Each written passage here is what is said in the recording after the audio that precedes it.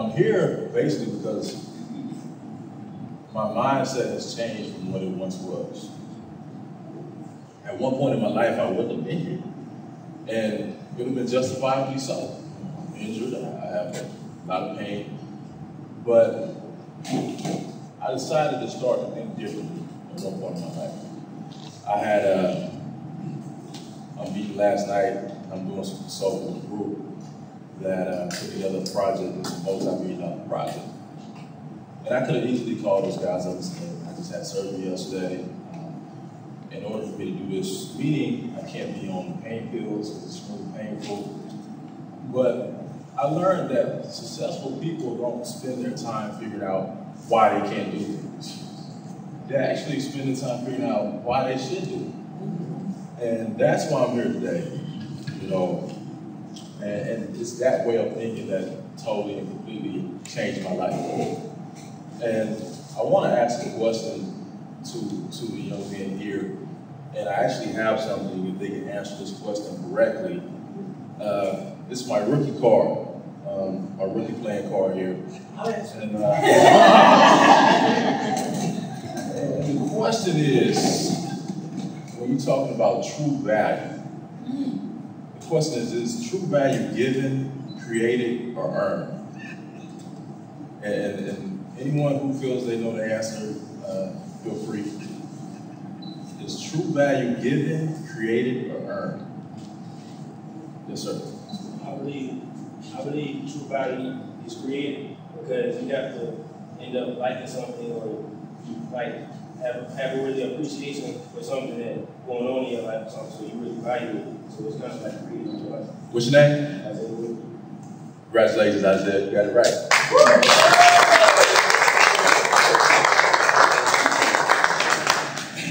A lot of people believe that true value is given. And that's why a lot of times we accept the things that life thrusts upon us. We accept a lot of things that life suggests we should be doing or we should be doing. But it's really creative. It's really creative. And for me, coming to that realization at the age of 19, I'm working at Walmart. I'm making $7 an hour. I graduated high school, one of the best basketball players in the state. Graduated high school, the best basketball player in my school.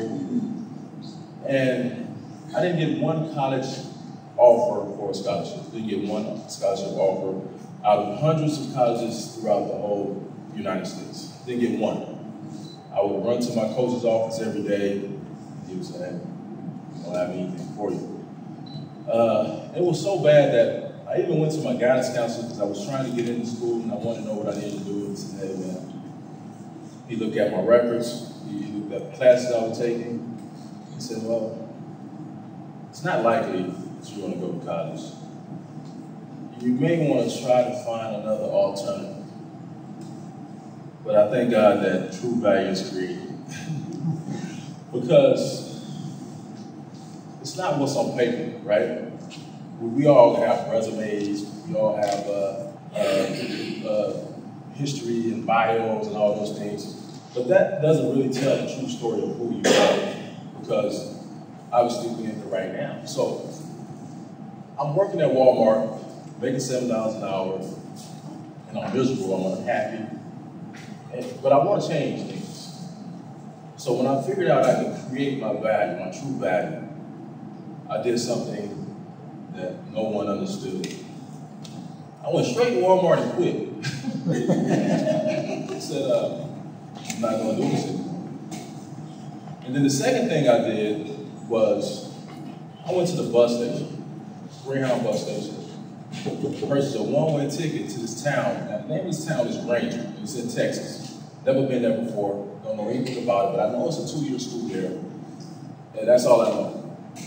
In fact, I went to 2 of my good friends at the time and said, "Hey man, listen, I'm going to college." I said, "Oh, okay, what college are you going to?" I said, "I'm going to Ranger College in Texas." They said, "Well, okay." I said, "Well, you guys should come too." I said, "Well, what do you know about the school?" I said, "I don't know anything about the school." I said, "Well, when did you get accepted?" I said, "Well, I haven't been accepted to the school." Right? And they said, "Well, you're nuts, man. You're not doing it," you know. So they basically said, "You know, you're on your own." So I get my one-way ticket. I get on this bus and I'm going 2 days to Texas because I believe that's where I should be. And I've never been away from home before. I'm originally from Cassie, South Carolina. I've never been away from home, ever. But I'm on this bus. And I'm driven to stay on this bus because I believe that I'm supposed to have the things that I want. So I go 2 days, and we finally make it to Texas. And I get off the bus, and I realize I don't have any money, first of all. That's one problem. The other problem is I'm not even enrolled in this school, didn't even apply for the school. That's the second problem. The third problem is I don't even have a ride to get to the school. I'm at the bus station. So I go to the payphone, and I call the coach. And the guy comes on the phone, and he introduces himself, and I start telling him who I am. My name is CoreyJackson. I play basketball. I want to play basketball for you in South Carolina, and I'm telling him all these things. And finally, he says, well, listen, Corey, for me to be able to help you, you're going to have your coach or somebody send me some film and some stats to see if we even want to recruit you. I said, well, I can't do that. He said, well, why can't you do that? I said, I'm at the bus station, I need a ride. And the phone actually went completely silent. I couldn't hear anything. I think this guy hung up. I'm praying that he didn't hang up because I don't have any money to get back home. And finally he says, well, how big are you? And at the time I was about 6'5", 185. And I said, well, I'm 6'8". And the guy said, well, if you're not 6'8", I'm gonna leave you at the bus station. He hangs up. Right? I'm like, wow. So I'm nervous, I'm scared, I'm away from home, I don't have any money. Guy comes up and he gets out the car, introduces himself, and chat a little bit. He says, looks me up and down, says, close enough, get in the car. Right? So I get in the car and I'm thinking, finally, things are gonna work out. And then he started speaking. He says, well, I don't know what you're gonna do. He says, there's the first day of school, you haven't even enrolled in the school. I don't even know if you can get accepted into the school. And I have 18 guys on the basketball team. I don't need another basketball player. I don't know what you're going to do. And I'm not saying anything. I'm just a scared kid. I don't know what I'm going to do. So he said, well, this is what I'm going to do for you. He said, I'm going to take you to the admissions office, and I'm going to drop you off, and maybe they can help you get into school. And good luck, So I said, okay.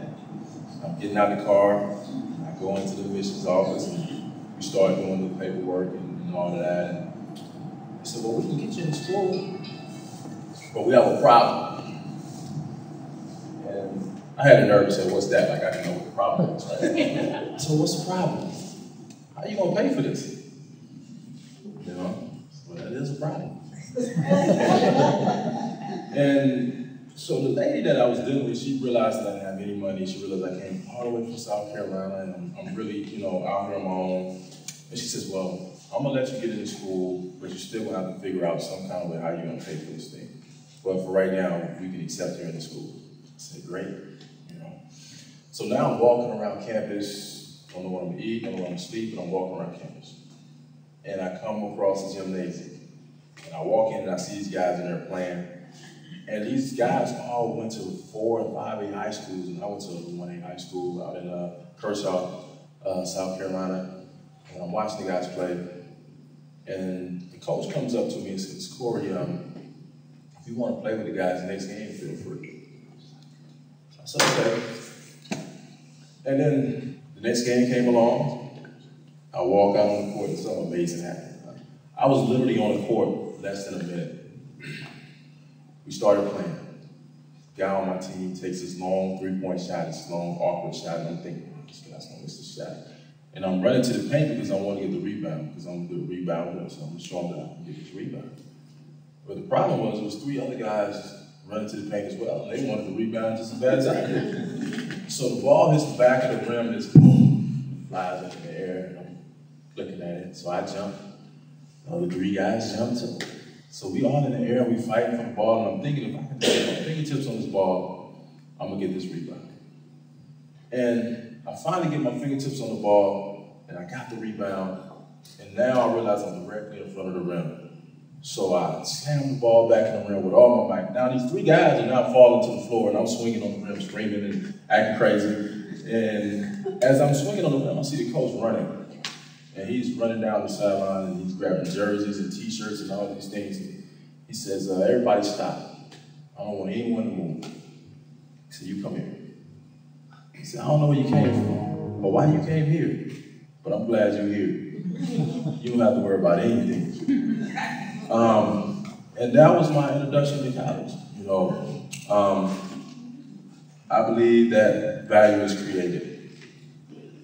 Not only did I not get recruited, not only did my guidance counselor said I wasn't college material, but more and more people doubted me and said what I couldn't do because of what was on paper. See, on paper, I wasn't the most likely candidate for college. But what they didn't account for was the fact that I was willing to get on the bus. See, they didn't account for the fact that I was willing to stay up all night studying. See, that didn't show up on paper. And it's those things that separates people. And like I started off when I was speaking about successful people, don't worry about why I can't do it. I don't have any money fine.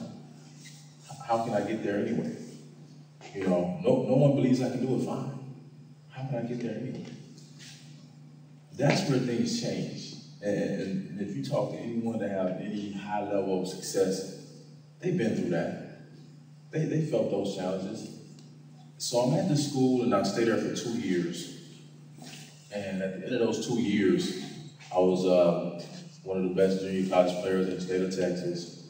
One of the best players on my team.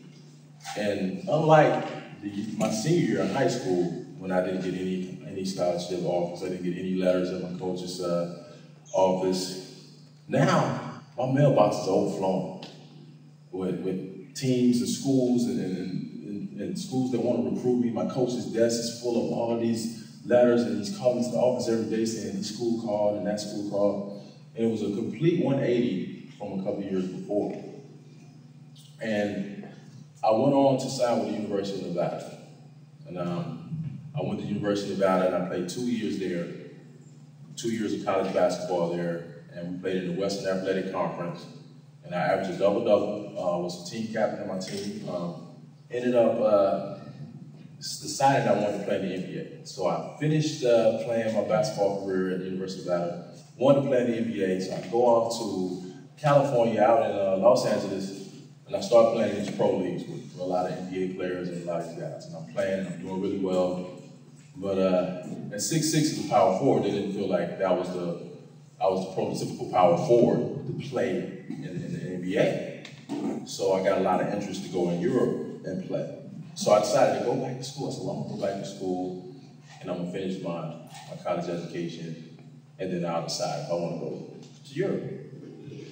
And the day that I got back on campus, I'm walking on campus and I ran into a football coach. And this guy says, hey, Corey, man, sorry you didn't make it into the NBA. So it's okay, you know, play overseas. He said, okay. He said, well, did you know that you get 5 years of college eligibility? You can play 4 in one sport, and you did that with basketball, but you got a 5th year, you can play any sports you like. I said, no, I didn't know that. And in my mind, I'm trying to figure out why is he telling me this? And he says, Corey, I watched you play basketball. And he said, in fact, you were my favorite player to watch. He said, how hard you worked and how much energy and effort you put out there, it was so inspiring. And he said, I believe you. If you do that with football, you can make it. So I thought about it. I said, okay, I'll give it a shot. So I went out there and literally, man, I'm ready to go. I'm excited. I know I'm going to be great. And I literally go out there and be the worst player in the whole team. I mean, the worst player in the whole team. It was so bad that a group of my teammates came up to me and said, hey, man, listen. We know you're a great basketball player, man. We got a lot of respect for you. You know, all these cameras and media out here for you, man. And you're embarrassing yourself. You know, you're embarrassing yourself, man. I said, listen, man, we know you can go to Europe and make a lot of money. Why don't you just do that, right? I said, well, I don't think I should do that. I think I should just tough it out and you know, I get better at it. I literally go through the whole season and I play 13 plays. Not 13 games, 13 plays, right? But it was an interesting thing happened.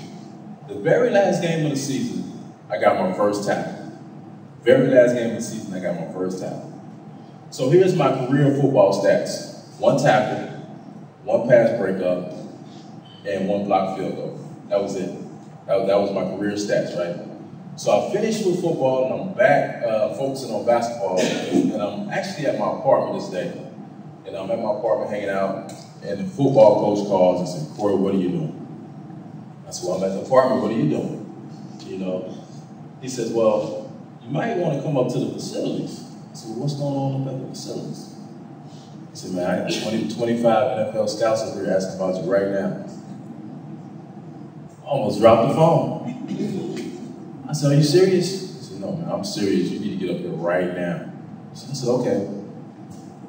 So I rush up there. I'm only 5 minutes away. And I walk into our waiting room. And as I enter, all the scouts are in there. And I'm coming through this big metal door, so it makes this big loud sound. And when I come in, it's just this big clanking sound, and all of them turn around, and I'm just standing there, right? Hey, you know.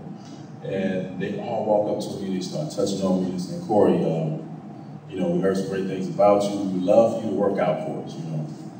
So I said, "Sure, I'll do a workout." I went, I did the workout, we're going through all the drills and everything, and we finished the workout, and I go to those same scouts that were so super excited to see me and happy to see me there. I said, "Well, you guys need anything else from me?" I said, "Have a good day." So they're like, you know, I said, "Wow, let's really get back." So I'm leaving, and I'm literally leaving the field. I'm getting in my car, and before I can get out of the parking lot, my phone is ringing. I answer the phone, and this guy on the phone says, "Hey, Corey, how you doing? I'm an agent. I want to represent you." I said, "You want to represent me for what?"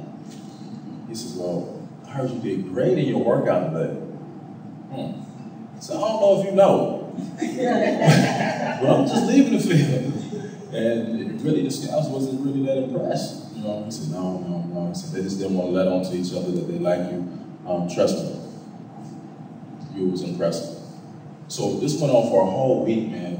People calling, saying I'm getting drafted into the NFL, and I'm thinking this is crazy.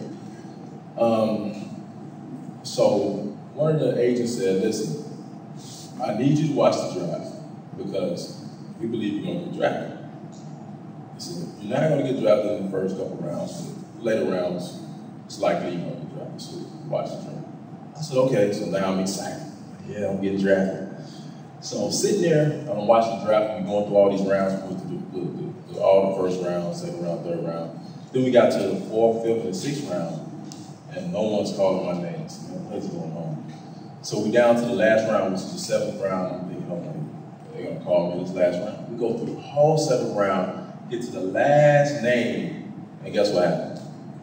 Anybody can tell me? They didn't call my name. They didn't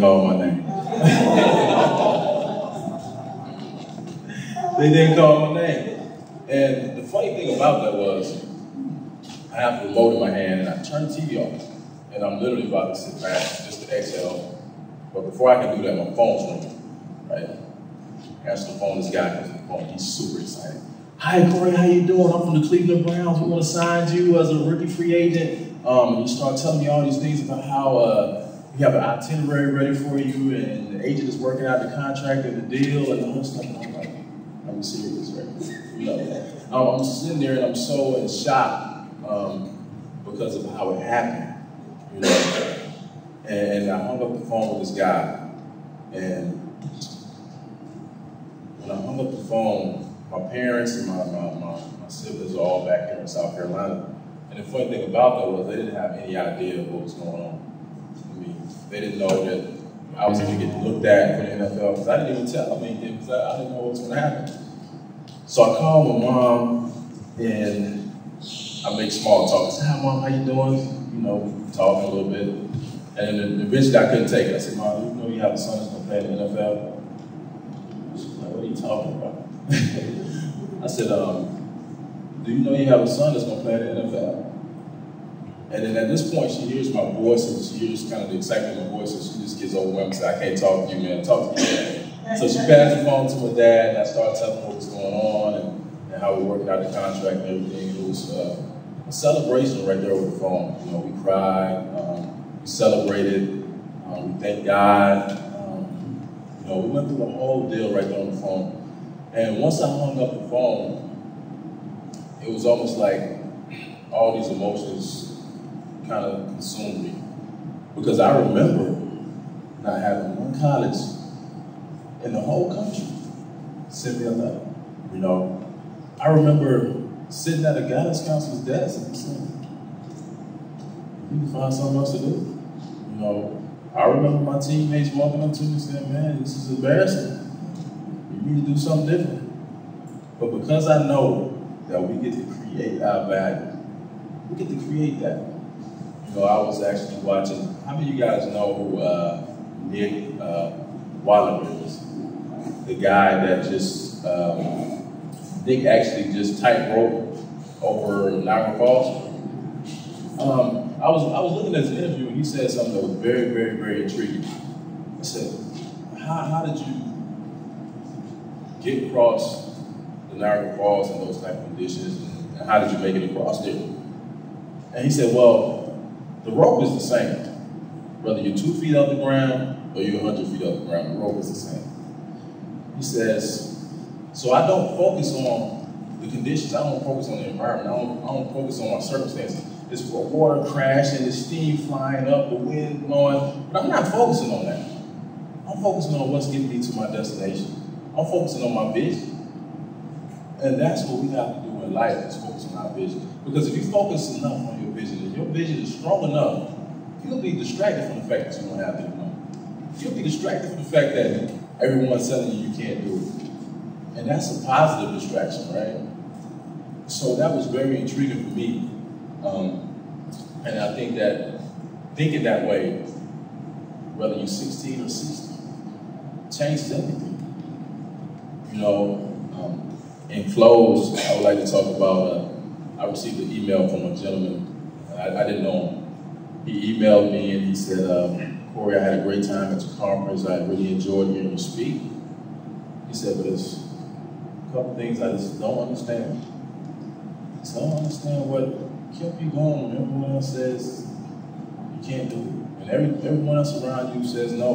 What kept you going? He said, I don't understand it. But he said, but listening to you speak, I felt proud and sad at the same time. He said, I felt proud because at such a young age, you decided to walk a different path.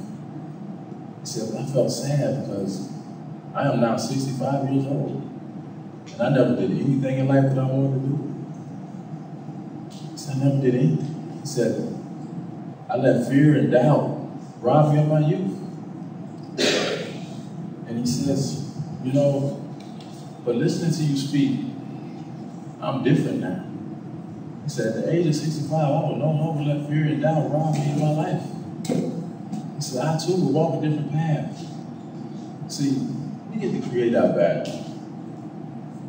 And I believe that with everything in me. When someone calls me to come speak or do consulting, they call me and say, well, what's your fee? They don't call me and say, well, I'll give you this if you do that. Because we create that value. We create that. And that's what we all capable of doing. God put us here this way. We came this way. Now the things that we learn and experience in between then and there may change us, may allow us to accept things that we shouldn't accept. But we have the ability. We're given that. All these gifts and talents. Like me being here right now, it's not a gift or a talent to be able to sit up here with and paint with a leg. It's just the will to do it. It's just the will to do it. I'm not more talented than anybody else or more skilled than anybody else, but it's just the will to do it. I'll do it. I'm willing to do it. And that's what we have to be. That's what we have to do. We have to be willing to do it. And that's it. And if we do that, we create that value. And we can have the relationships we want, we can have the family life we want, we can have the career life we want, we can have all those things. We gotta be willing to walk that different path. We gotta be willing to say, I will do what everybody else is not willing to do. I will do it. I will get on the bus. That's okay. I will be embarrassed because all these cameras out here and I'm doing bad in front of my team. So I'll do it. I do that. I'm willing to do it. So I just want to encourage everyone to walk a different path and to create their own path. Whatever you feel like you work, you create that. And you put that out in the atmosphere. Don't make up reasons why you can't do things. Figure out why you should do it.